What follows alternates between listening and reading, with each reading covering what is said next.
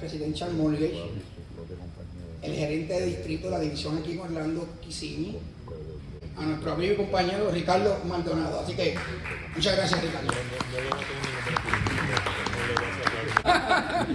Bueno, siempre la pregunta número uno, cuando hablamos de esto de taxes, es cómo realmente el cliente puede calificar. Mire, la parte de los taxes es una parte esencial a la hora de calificar un cliente. ¿Por qué?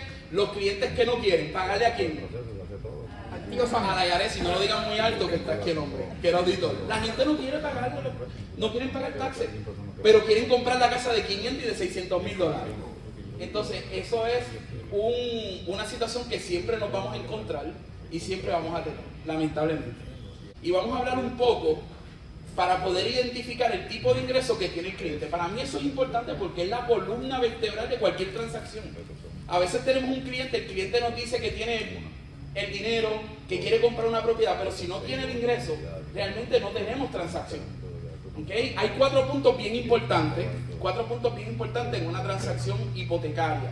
Y para mí es importante que todos lo anoten. Porque esto va a hacer que usted sepa si usted tiene frente a un buen cliente, usted no tiene un buen cliente. El primer punto es el crédito. ¿Okay? Y miren, esto es como un perrito que tiene 4 patas. Si de las 4 patas hay una que no funciona, no tenemos préstamo. ¿Okay? Tienen que estar las 4 patas. Estas 4 patas tienen que estar en todos los préstamos. Primero, crédito. El segundo punto, los ahorros.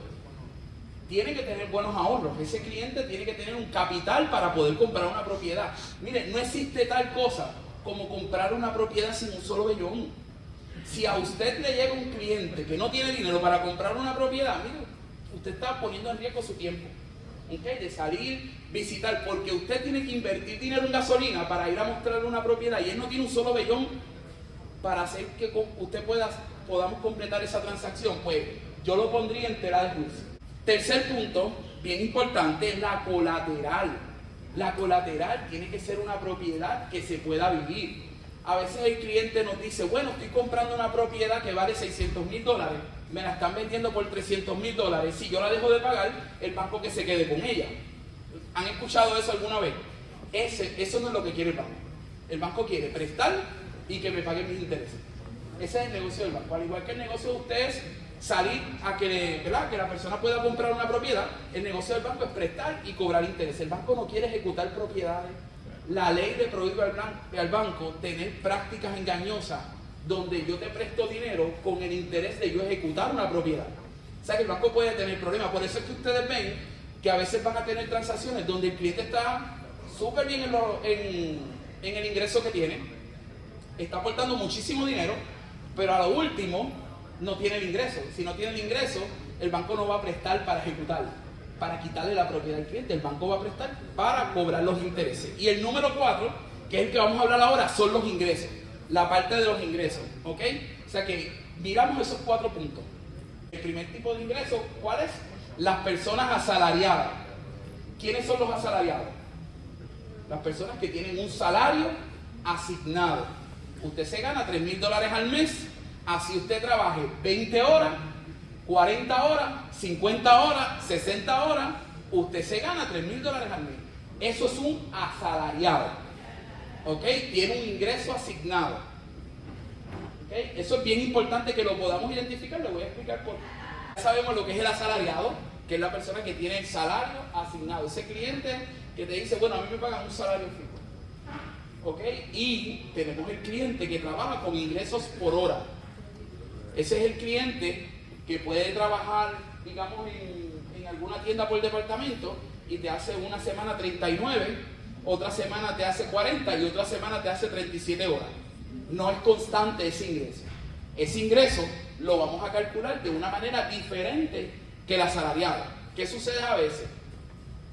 Que tenemos clientes que trabajan por hora, que las últimas 2 bisemanas, trabajaron sus 40 horas, nos trajeron un ingreso que las últimas 2 bisemanas han generado 40 horas, pero cuando miramos el year to date, no cuadra. Le doy un ejemplo.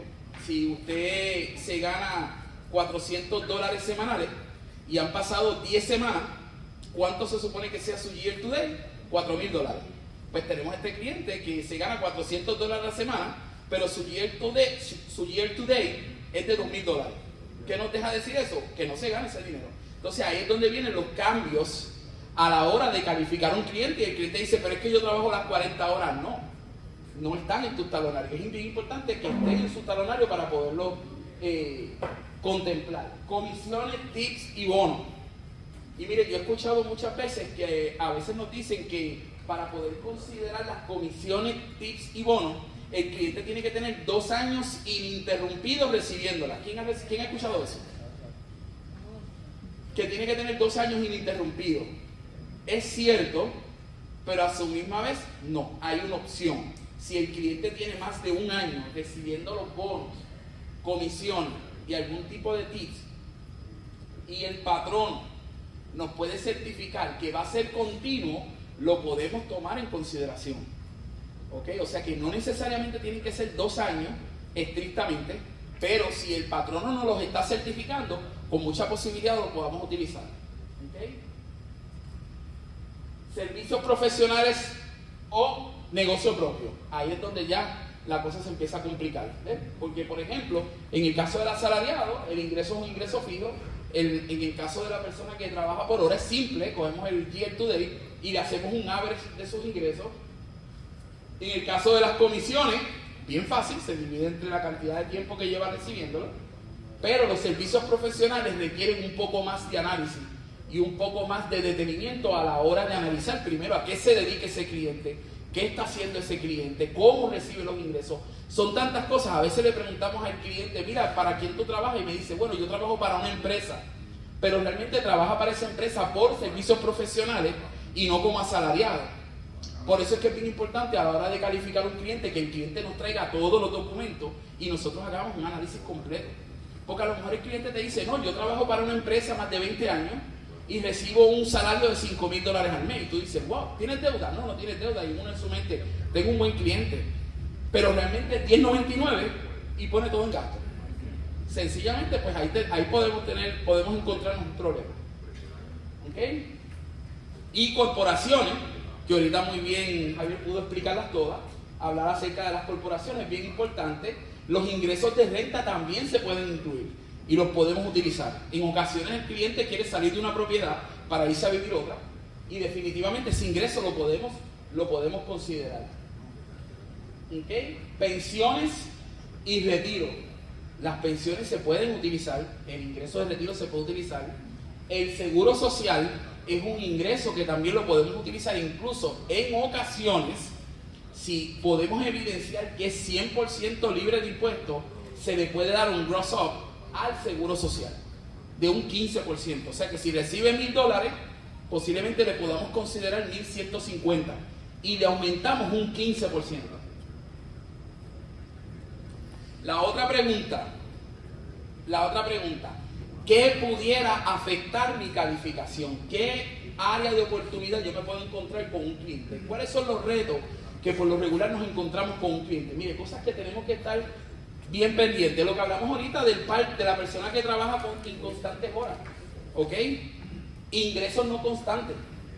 Eso es algo que nosotros tenemos que buscar en toda aplicación que llegue del cliente. A veces buscamos lo bonito, nos enfocamos en qué lindo el salario, qué bien tiene el ingreso. No, busca la parte inconstante para que tú puedas conocer a tu cliente. Entonces, si tú tienes un talonario, como expliqué ahorita, que han pasado 10 semanas y me dice que te ganas $2,000, pero me dices que te ganas $400, eso es inconstante.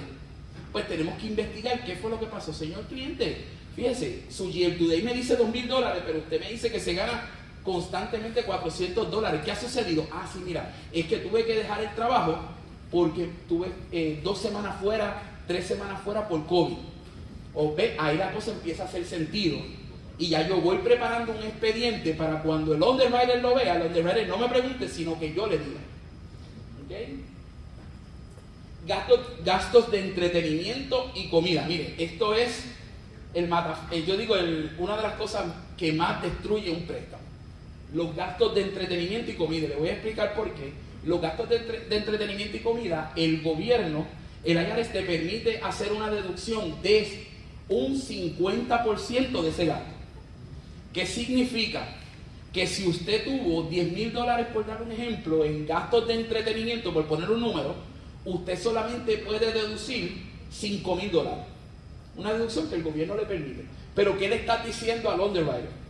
¿Qué le estás diciendo a la persona que va a aprobar el préstamo? Que solamente descontaste el 50%. O sea que realmente tuviste $10,000 en gasto.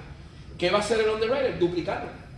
Y entonces, y si hicimos una calificación únicamente considerando el ingreso neto, ¿okay? Lo que vimos, y no le descontamos los gastos de entretenimiento y comida, cuando llegue donde el underwriter va a decir, bueno, aquí cometimos un error. ¿Okay?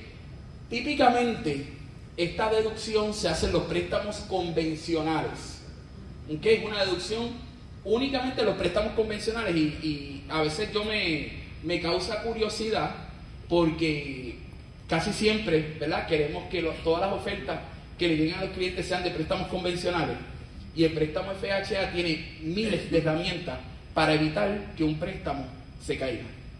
Si yo comparo un préstamo convencional versus un préstamo FHA, el préstamo FHA, el 90% de las ocasiones tiene tantas herramientas para evitar que el préstamo caiga y el préstamo convencional a veces es un poco más susceptible. Por ejemplo, en este caso, hay que descontarlo. En el préstamo FHA yo lo puedo pelear para que no me lo descuenten, porque es una decisión del underwriter, no es una decisión ni de nosotros, ni es una decisión del underwriter. ¿Qué significa? Que esto es algo que yo puedo pelear. Si tenemos un caso que a lo mejor tiene algún tipo de problema, por ahí yo puedo irme para poderlo pelear. Mermas de ingresos. ¿Ok? Eso es reducción de ingresos. Miren, es bien importante a veces analizar los taxes, mirar los taxes. A veces los taxes nos llegan con el 2020 que se ganó $100,000 netos y el 2021 se ganó $50,000 netos. Eso es un crimen. El caso ya automáticamente es un denial, porque tiene más del 25% de reducción de ingresos.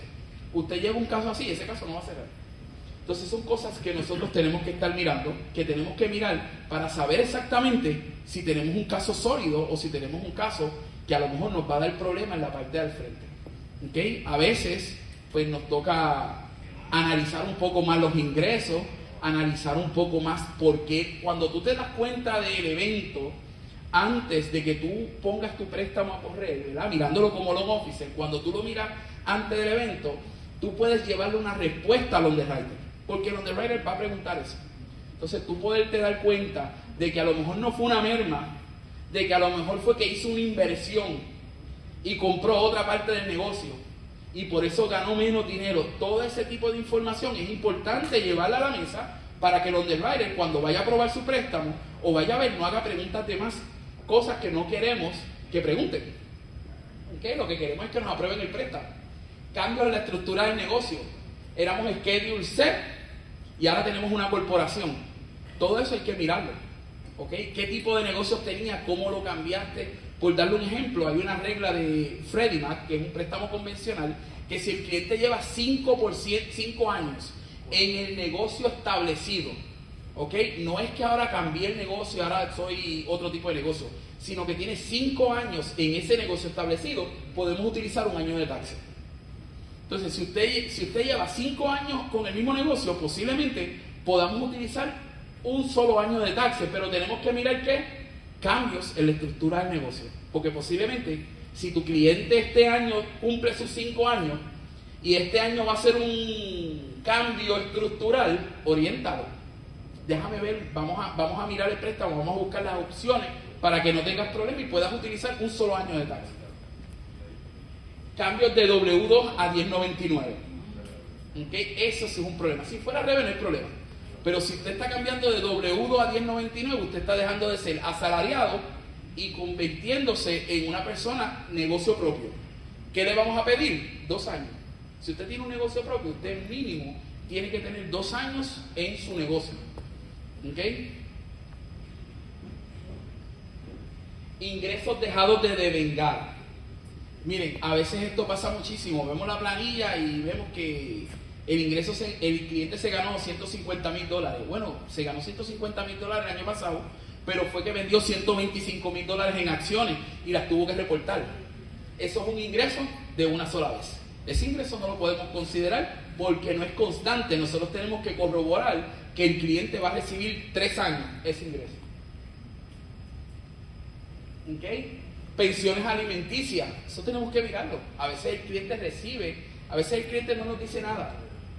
Y no nos damos cuenta tampoco nosotros, porque mire, son tantos detalles que no nos damos cuenta. Pero cuando llegamos de los underwriter, ese sí se da cuenta.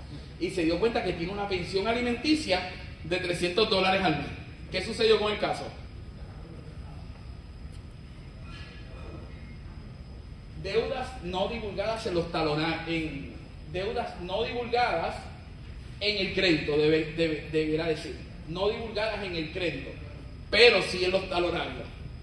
¿Qué pasa a veces? A veces tenemos clientes que toman préstamos o tienen alguna deducción con referente a algún préstamo en su talonario.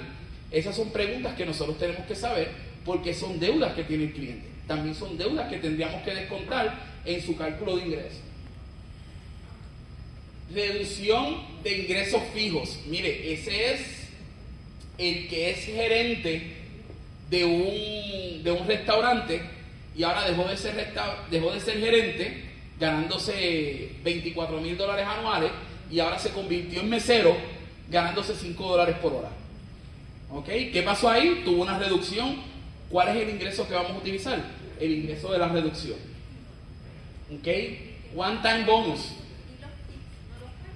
Los tips sí, se pueden contar siempre y cuando tenga cierta cantidad de tiempo recibiéndolo. Mira, en ese caso es tremendo caso, porque si fuiste gerente de un restaurante y ahora te convertiste en mesero a tips y con un salario menor, ¿qué va a suceder? Yo necesito tener por lo menos más de un año para poder considerar ese tips. O sea que hiciste posiblemente una mejoría en tu posición porque vas a ganar más. Un mesero gana buenísimo, pero yo no voy a poder calcular tu ingreso por lo menos por un año. O sea que eso es tremendo ejemplo para una reducción de ingresos fijos. ¿Okay? Un bono de una sola vez. Miren, a veces sucede, por ejemplo, que recientemente con esto del COVID, muchas empresas le dieron bonos a sus clientes de $1,000, $2,000, $3,000 de bono por el COVID. ¿Ese ingreso lo podemos considerar? No, porque es una sola vez. No es un ingreso constante. ¿Ok? Y ingresos de una sola vez, que son ingresos que el cliente va a recibir una sola vez. Nosotros típicamente tenemos que corroborar que el cliente reciba el ingreso por 3 años. Esa es la meta. Yo poder corroborar que usted, cliente, va a recibir el ingreso constante por los próximos 3 años. Si, por ejemplo, cliente en proceso de retiro, eso pasa a veces el cliente llega y le dice, no, yo soy maestro, me gano $5,000 todos los meses, pero en enero me retiro, en enero del año que viene. ¿Qué sucedió? ¿Recibe los ingresos por 3 años? No. ¿Podemos utilizar ese ingreso que está recibiendo ahora? No. Tenemos que buscar el ingreso de su retiro y documentar ese tipo de ingresos. Por eso es que es bien importante cuando un cliente va a explicar algo, nosotros leer lo que el cliente está explicando y verlo desde el punto de vista, no que quiero vender, sino desde el punto de vista que yo puedo sacar del otro lado de esto que él me está diciendo. Por ejemplo, tuvimos un cliente que en su carta nos dijo que se iba a retirar, que él tenía intención de retirarse. Y cuando leímos la carta, llamamos al cliente y le dijimos, ¿tú te vas a retirar realmente? Dice, no, es que me voy a mudar de lugar. Y el cliente entendía que eso era un retiro. Entonces tuvimos que llevarle y decirle, no pongas esta palabra retiro, porque si el underwriter ve el retiro, perdimos el préstamo. Entonces, hasta ahí, ¿alguna duda, alguna pregunta? ¿Alguna duda con referente a qué tipo de ingreso, cómo se calculan los ingresos?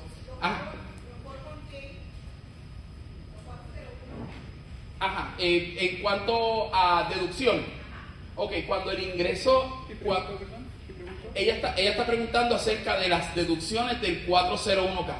No se consideran como una deuda.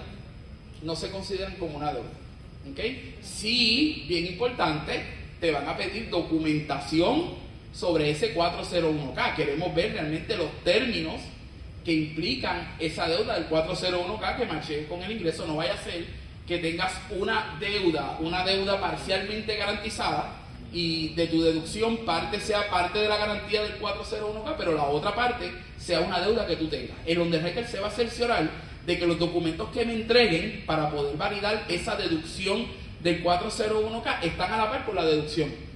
¿Okay? Todo lo que surge en el préstamo, cualquier cosa que surja en un préstamo hipotecario, que es altamente auditable, puede en cualquier momento caer en una auditoría, o el banco exponerse más a que realmente no le compren el préstamo a los inversionistas, que sencillamente el inversionista diga, mira, ese préstamo yo no lo voy a comprar. ¿Okay? Entonces el banco tiene que cerciorarse que todo esté cubierto, todo lo que cause duda en un préstamo, el banco va a preguntar. Si de momento ve una pensión alimenticia, el banco va a preguntar. Lo primero, mira, una cosa que yo he aprendido, cuando yo veo una pensión alimenticia, eso yo lo aclaro desde el principio. Lo veo en un talonario, hay que aclararlo desde el principio. ¿Por qué? Porque a la que un underwriter vea que hay una deducción de pensión alimenticia, ¿qué es lo próximo que va a pedir? La sentencia de divorcio. La sentencia de divorcio. Y mire esto, y si tenemos un cliente que nunca se casó, que paga pensión, pero nunca se casó, ¿qué tenemos que llamar? Llamar al cliente y empezar en preguntas incómodas. Que decirle, mira, yo necesito tu sentencia. No, es que yo nunca me he casado. Pues me tienes que hacer una carta como que nunca te has casado, y los términos, y si tuviste algún litigio en el tribunal, necesitamos esos documentos, ¿ves? Pero lo pudimos haber manejado desde antes, desde un espacio totalmente diferente. ¿Okay? Creo que había otra pregunta por allá atrás. ¿No? ¿Alguna pregunta? ¿Alguna otra pregunta? Háganla ahora o callen para siempre. Miren, traigan en su mente esos clientes que le dijeron que no, esos clientes que a lo mejor se los rechazaron, algún escenario que quieran compartir, que quieran preguntar. ¿Estamos bien? Ok. Pues vamos ahora específicamente con los documentos que nosotros vamos a mirar cuando son negocio propio. Ok, dentro de los papeles que le entregamos, yo no creo que le entregamos la 1040, ¿no? No, solamente el schedule. Ok, la 1040 es la planilla, lo que le decimos los puertorriqueños, la planilla, ¿okay? Que se presenta al IRS.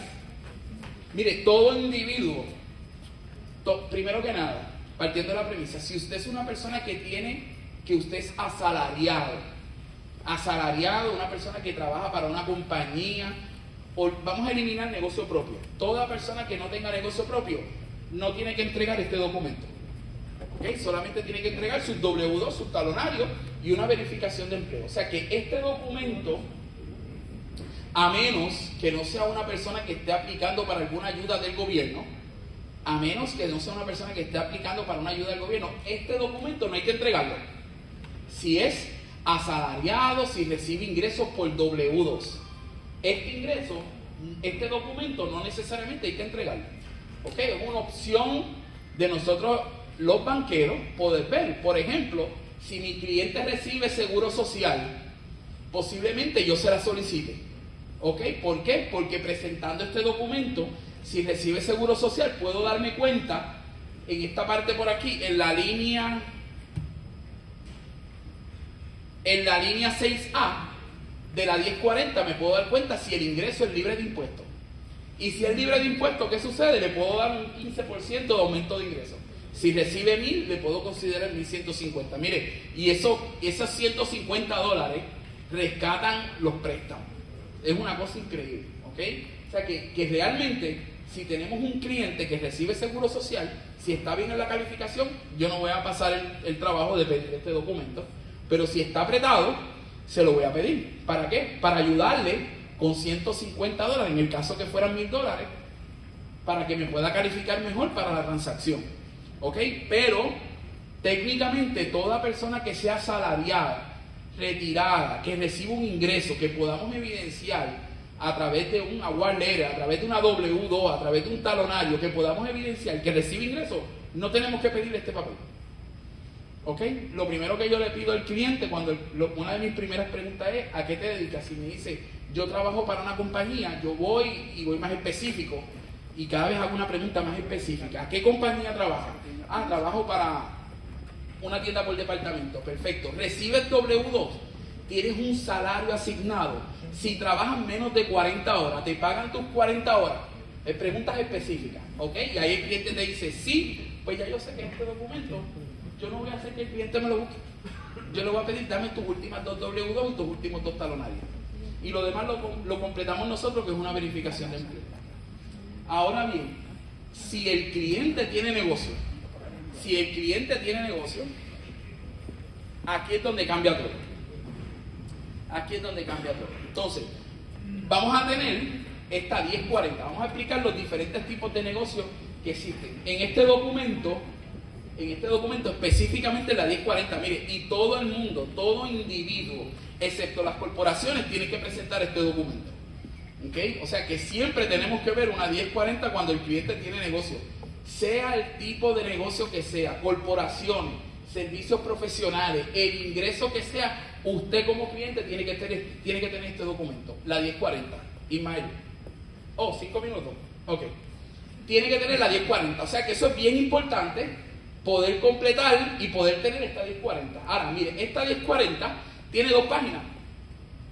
¿Ok? Es bien importante tener los papeles, los documentos completos, sin tachones, que sean documentos que se puedan entender. A veces nos entregan los documentos a mitad, escritos a mano. Miren, usted va a pedir un dinero prestado. Sea usted consciente, si usted le viene con un documento escrito a mano, ¿usted prestaría dinero? No, ¿verdad? Pues entonces, tratemos de tener el documento lo más claro posible. A veces nos envían fotos empañadas. Miren, a veces nos envían fotos, que eso que usted ve ahí se ve más claro.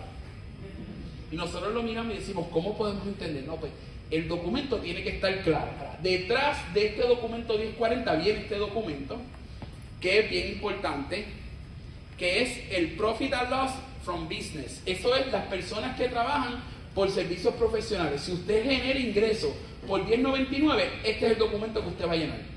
Y mire qué simple, nada complejo. El ingreso que vamos a utilizar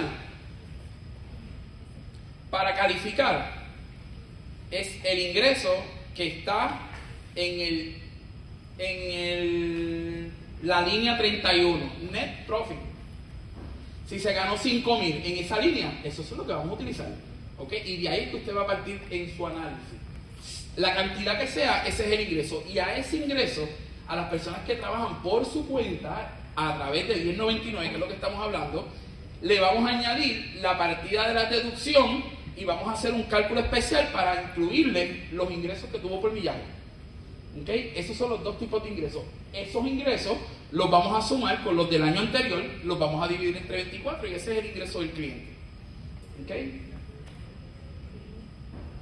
¿Alguna duda? ¿Alguna pregunta? Sumo los 2 años y lo divido entre 24. ¿Ok? Ahora, es bien importante, para todos los préstamos, ese es el cálculo. Sumamos la depreciación a ese ingreso que tuvo, le sumamos la depreciación, le sumamos el millaje, ¿ok? Calculado por 26 centavos la milla, ¿ok? El ingreso que vino por millaje de negocio, y ese ingreso se lo sumamos para atrás al ingreso del cliente, ¿ok? Cuando tengamos ya ese cálculo hecho, lo hacemos lo mismo con el año anterior, lo dividimos entre 24 y ahí tenemos el ingreso.